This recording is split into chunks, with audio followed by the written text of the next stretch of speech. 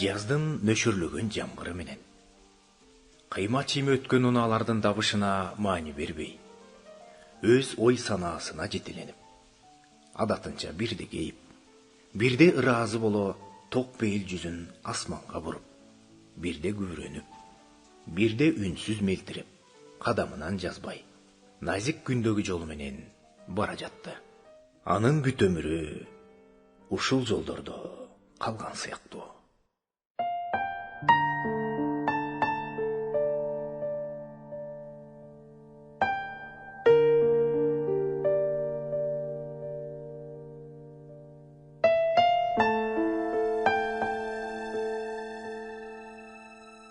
Сени менен сүйлөшкөн мага адат болду, Мурат. Жүрөгүмдөгү бугумду, кусалыгымды Кудайым билет. Башка үй бүлөгө кеткениң жүрөгүмдү канатып турса да, дүйнөнүн бир бурчунда аман жүргөнүң эле мага канагат эле да. Көп узабай атам да кете берди. Атамдын артынан кайгыга муунуп, апам да мени таштап кетти. Бул оор күндөрдө мага кайрат күч берип, сүйүүсүнө бөлөгөн Кудайым болбогондо, оорумду колдон жеңилимди жерден ала койгон, жан берген эрмегим, жалгызым, бакытбегим болбогондо, кайгыга чөгүп жок болот белем, ким билет. Арман дүйнө. Бир күн бир күнгө окшобойт деген ушул тура. Сенден калган белегим, бакытбегим аңгеме айтканды жакшы көрчү. Эсинде калган өзгөчө бир ошол аңгеме болбогондо, азыр жалгызым, эрмегим, жанымда болот беле. Апа, бүгүн мен 10го чыктым. Чоң жигит болдум. Мындан ары силер мага жомок окуп бербейсиңер. Эми мен силерге кызыктуу окуялардан айтып берем.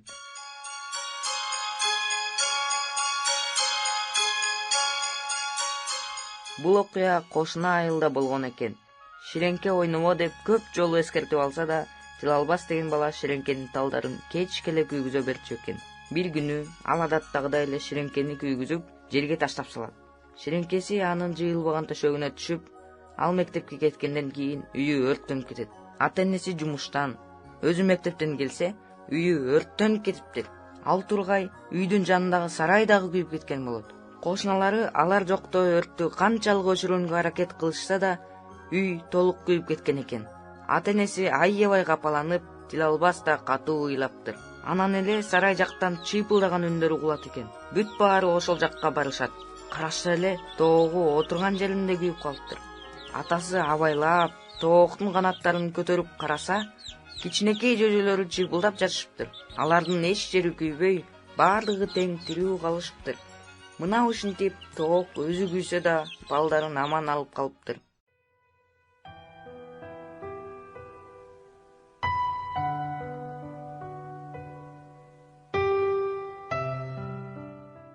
Улуубуз бир топ окуяларды айтып берип жүрдү. Бирок ошол окуя эсинен таптакыр чыккан жок. Кээде апам мен силер үчүн ошол тоокко окшоп өзүмдү курман кылат белем деп чоң кишидей сурап калчу. Сен андан да артыгын кыла аласың балам деп жооп берип койчумун.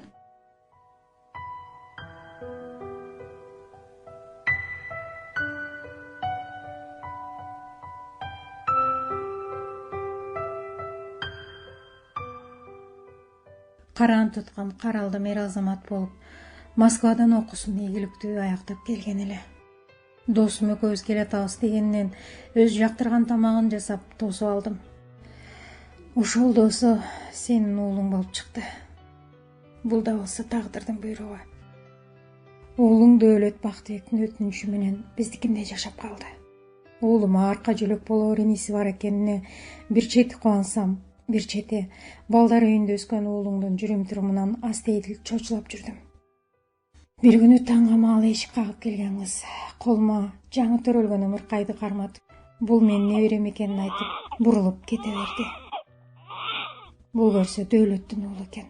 Балким бул да жараткандын бизге ыроологон белегидир деп кабыл алдым.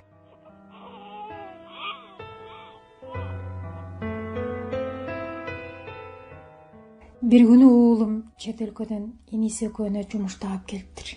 Жүрөгүм бир башкача болуп, уулумду жиберим келбей турду. Апаке, көрөсүз го? Алтай батыл өтүп кетет. Сарсана болбоңузчу. Биз батыл эле кайтып келебиз. Апа, биз кеттик. Тети кичинекей тажатып же тил албаса балдар үйүнө ойлонбой эле тапшырып салыңыз. Кантсе да атасынын өзү ошол жакта апа.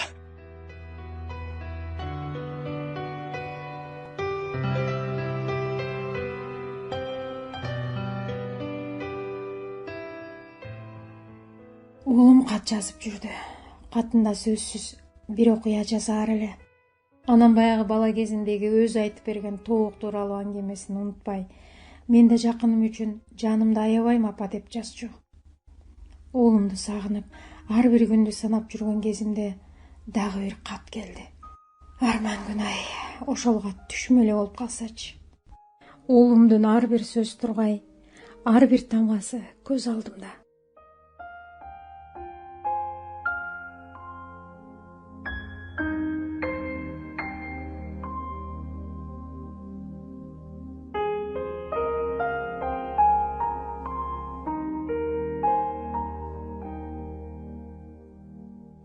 Менин алтында болгон апам кезектеги кат жазып жатам. Бүгүн мен сизге мурдагы окуяларга окшош болгон укмуштуудай кызыктуу окуяны айтып берем. Сингапурдун кайсы бир шаарлардын биринде эки бир тууган чогуу иштеп жашап турушкан эле. Кичүүсү өз өмүрүн жеңил ойлуулук менен өткөрүп, таң аткандан түн ортосуна чейин күнөөлүү кумарларга берилип, мындай шайкелең жашоодон баш тартуу акылына келчү эмес экен. Ал эми улуусу тескерисинче Кудайдан корккон, момун, такыба жигит болчу. Ал өз бир тууганын абдан сүйчү, жана ал үчүн бардыгына даяр эле. Бирок кичүү бир тууганы агасынын сүйүүсүн баалабай, анын суранычы менен көз жашына көңүл бурбастан, жанына да денесине да зыян келтирип жатты.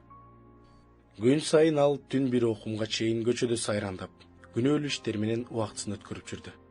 Ошол убакта агасы үйүндө көз ирмебей, Кудайга сыйынып күтүп отурчу. Ошол күндөрдүн биринде түн жарымынан ооп калганда, бул эки бир туугандын жашоосун түп тамыры менен өзгөрткөн каргашалуу окуя эшик кагып кирип келди.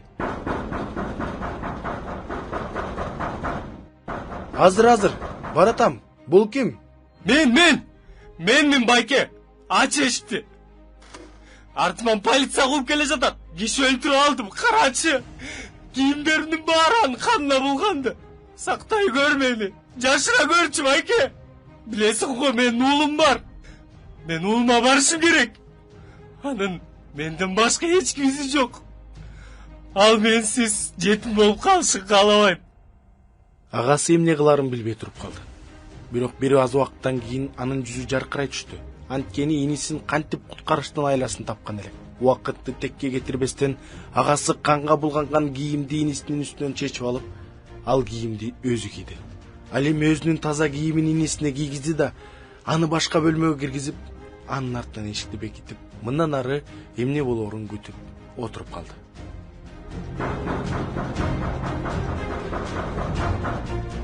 Ачкыла! Бул полиция! Биз билгендери келиптирбиз. Кылмышкер мында экен. Мына, кебетесин карабайсыңбы? Дал өзүн таппадыкпы? Териштиргенге убакытты коротпой эле коелу. Күнөөлүү экени кийиминен эле көрүнүп турбайбы? Мындан өтөр далил жок. Колуңду артка. Жана.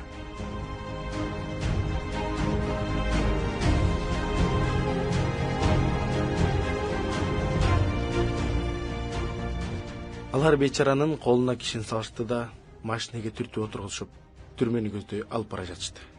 Түрмөгө жеткенден кийин аны эртең мененкиге чейин камап коюшту. Сурак башталганга чейин камакка алынгандын оозунан бир да сөз чыккан жок. Эртең менен тергөөчүлөр келип суракты башташты. Бирок ал бир гана жооп кайтарды. Мен бул кылмыш үчүн өлүмгө татыктуумун. Жана канчалык өкүмдү тез чыгарсаңар, ошончолук жакшы болот. Бир нече күндөн кийин аны сотко алып келишти. Сотто анын кан болгон кийимин көргөндө кылмышкерден күмөн санаган жок. Башка далилдердин кереги жок. Анткени бардыгы түшүнүктүү. Сенин адвокатың барбы? Жок. Өзүңдү актоо үчүн сөз айткың келеби? Жок дегендей башын чайкап, айыпкер жер карап көздөрүн катты. Анын күнөөлүү эмес экенин көздөрү билдирип койбосун деп шашты. Сот чечимди тез эле кабыл алды да аны өлүм жазасына өкүм кылды. Өкүмдүн аткарылышына бир күн калганда камакка алынган жигит күтүүсүздөн сүйлөй баштады. Ал түрмө башчысы менен сүйлөшүүгө уруксат сурады. Түрмө башчысы келгенде балага өтүнүчүн айтты. Мен жакында бул дүйнө менен коштошом. Мына ошондуктан мен сизден акыркы каалоомду аткарып берүүңүздү суранаар элем. Мага бир нече ак тайбарак менен калем сап бериңизчи. Себеби мен кат жазайын дедим эле. Анан бул катты мен өлгөндөн кийин жазылган дарек боюнча ашпай туруп жеткизип беремин деп Кудай алдында мага сөз бериңиз. Мага ишениңиз. Бул катта жаман эч нерсе жазылган жок. Эртең менин жаным Кудай алдында болот. Ошондуктан мен өмүрүмдүн акыркы сааттарында калпайта албайм.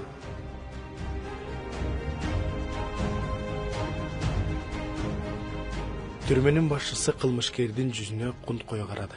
Ал анын айткан сөздөрүнө ишенбей кое алган жок. Эртең бул дүйнө менен коштошом деген адамдын акыркы өтүнүчүн аткарууга белсенди. Жигиттин бүткүл дили мына ушул өтүнүчкө төгүлгөнсүдү. Кечки текшерүүдөн кийин түрмөнүн башчысы жигиттин мөөр менен басылган катын алды.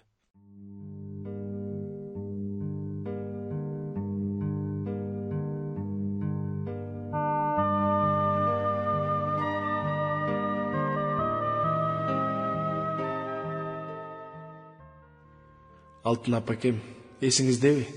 Өз өмүрүн курмандыкка чалып, жөжөлөрүн аман сактап калган тоок тууралуу ар дайым суроо берчү элем го. Мына эми ошол суроого жооп таптым. 1 сааттан кийин иш акырына чыгат. Бир аз убакыттан кийин соттун чабарманы катты колуна алып, менин бир тууганымдын үйүнө жөнөйт.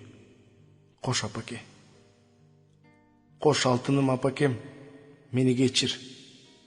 Акыркы гана суранычым, менин бул чечимим үчүн эч кимди күнөөлөбө, эч кимди.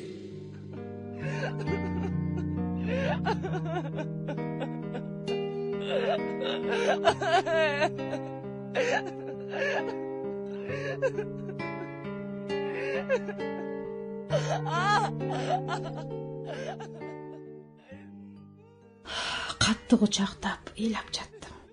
Уулумдун кылганына ишене албай турдум. Бүтүндөй ааламга батпай жаттым. Ишене албай кайра кайталап окудум. Жерди чапкылап боздоп, титиреген колдорум менен уулубуздун номуруна чалып, өчүк экенин угуп, дөөлөткө чалып жаттым. Бул окуя менин уулум жөнүндө эмес деп ушунчалык ишенгим келди. Көп узабай эшикти бирөө акырын черткиледи. Бул тамашага ат деген үмүт менен эшикти ачканга учуп бардым. Ачсам Дөөлөт турат. Өңү купку, көздөрү кызарып шишип алган. Дөөлөт? Бактыбек кана? Бул эмне деген тамашаңар? Бул кандай түшүнүксүз окуя? Дөөлөт, жооп берчи, эмне унчукпайсың?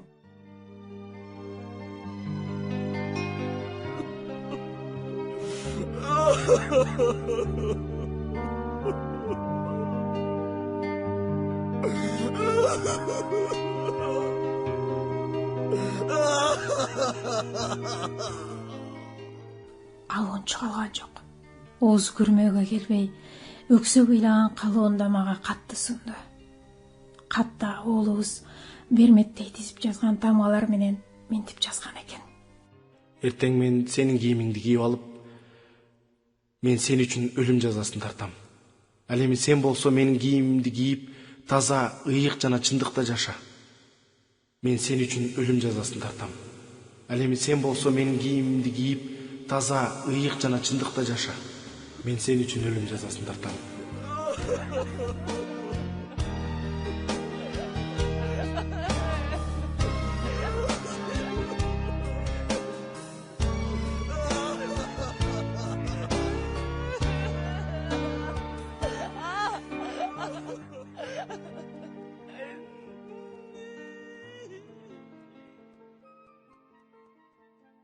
Мен коркунучтуу түш көрүп жаткандай болдум.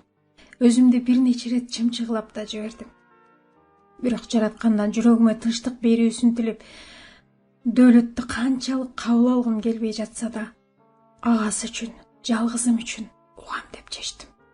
Ойлорумду топтоп, өзүмдү канчалык колго алганга аракет кылсам да, уулумду кайра кайтарып албайм деген чындык мени иштен союп жатты. Анын төрөлгөн күнүнөн тарта акыркы жолу бир башкача кучакташып коштошконуна чейин көз алдымдан өткөрүп жаттым. Унчукпай шолоктоп ыйлап турган Дөөлөт сөз баштады. Назиге эже, кечириңиз. Мен мындай болуп кала турганын билген жокмун. Кечириңизчи мени. Байкемдин айткан сөздөрү менин муз болуп тоңуп калган, күнөө менен коркунучтун айынан таштай катып калган жүрөгүмдү ордунан козгоду. Ал, мен сен үчүн өлүм жазасын тартам. Мен сен үчүн өлүм жазасын тартам деп жаздыр. О, Кудай. Мен буга жол бербешим керек болчу. Балким ал өлө электир деп, агамды куткарып калам деген ой менен түрмөнү көздөй чуркадым. Мен сен үчүн өлүм жазасын тартамын деген сөздөрдү түрмөнүн башчысы окуганда, ал ошол замат катты сотко тапшырды. Сот катты окуп, чыныгы кылмышкерди мени суракка алды.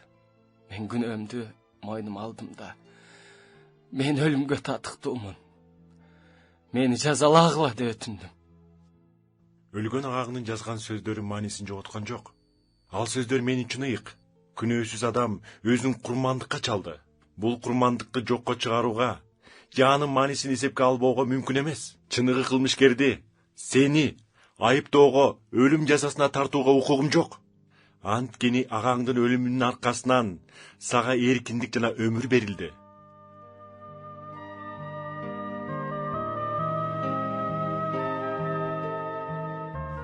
Колума катты кармап, соттон кечирим алып, үйдү көздөй кайттым. Ошондо биринчи жолу чын дилимден өкүнүп, Кудайга кайрылдым. Жаратканга жүрөгүмдө болгон күйүтүмдү айттым. Кудай Теңирим, мени калтыра көрбө. Мен күнөөдө жүрүп өтүп кетпейин. Ал күнөөлөрүм үчүн бир адам курман болду. Мага жамандыкка каршы чыкканга жардам бер. Өлгөн агамдын кийимин кийгенге мени татыктуу кыл. Мага ырайымыңды төгүп, бул кийимди таза кармап жүрүүгө жардам бер. Мени ар кандай күнөөлөрдөн сактачы.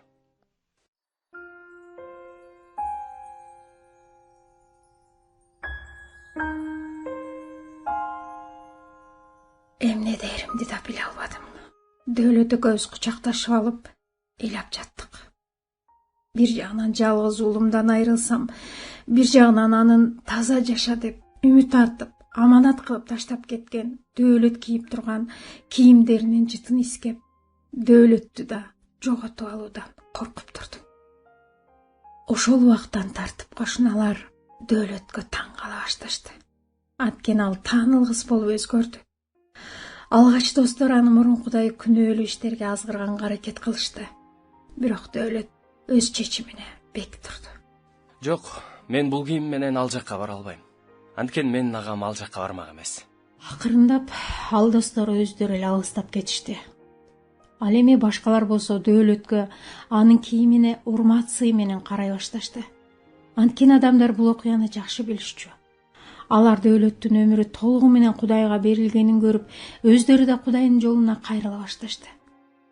Ошентип Дөөлөт баарын сүйүп, баарына боорукер болду. Уулун өзгөчө сүйүп, өзгөчө жакшы мамиле кыла баштады. Уулунун апасы менен элдешип, кайрадан жаңы бүлө болушту. Эми сенин уулуң менин уулум болду, Мурат. Сен көрбөй калган неберени мен көрүп, чоң энелик бакытка бөлөнүп жатам. Жалгыз уулумду жоготуп, 3 жакын адамга ээ болдум. Дөөлөт, неберем, кызымдай болгон келиним. Бактыбегим да өзүнүн 10 жашынан бери берген суроосуна, эгерде мен өрттөнүп жаткан сарайдагы тооктун ордунда болсом, анда жүжөлөрүн коргоо үчүн ал өзүн курмандыкка чалгандай, мен дагы жакыным үчүн өмүрүмдү бергенге даярмынбы деген суроосуна жооп алды.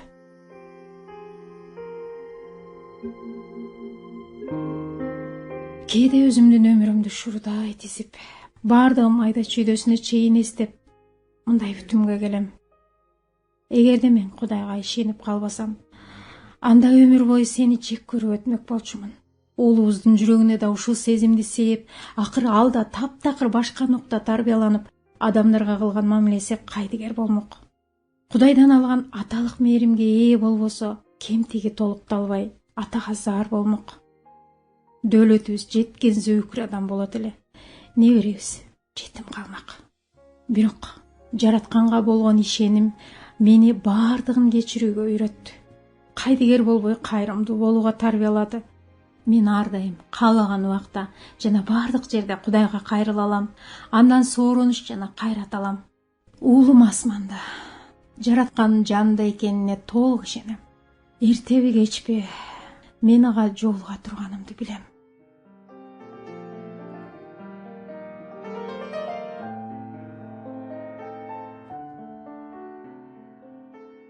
Урматтуу угарманым, бул окуя мындан 21 кылым мурда болуп өткөн бир окуяга окшош. Анда адам атадан берки каныбызда келе жаткан күнөөдөн, ошол күнөөнүн жазасы болгон түбөлүк өлүмдөн, түбөлүк тозоктон адамзатты куткарып калыш үчүн таза, ыйык, эч айыпсыз Ыйса өзүн курмандык кылган. Адамзаттын күнөөкөр кийимин Ыйса өзү кийип, ар бир күнөөкөр адамдын ордуна жазаны кабыл алган. Кудайды сиз кандай элестетесиз? Балким каардуу, жазалагысы келип турган сүрдүү өкүмдардай элестетпейсизби? Мен да мурда ошондой элестетчүмүн. Бирок ыйык жазууда Кудай боорукер, анын сүйүүсү өзгөрүлбөйт деп баяндайт. Ал башында адамды кандай сүйүү менен жараткан болсо, азырда ар бир адамды сүйүү менен кечирүүгө, ырайым кылууга даяр. Болгону биз адамдар Ыйсанын биздин күнөөкөр кийимибизди кийип, биздин ордубузга жазаланып, өлгөнүнө ишенип, анын бизге белек кылган түбөлүк өмүрүн кабыл алуубуз гана керек. Ыйса өзүн адамзат үчүн курмандык кылды. Бизге өз өлүмү менен өмүр алып берди. Бул өмүрдү сиз да кабыл алып, Кудай ыроологон бактылуу өмүрдө жашаңыз, урматтуу угарман.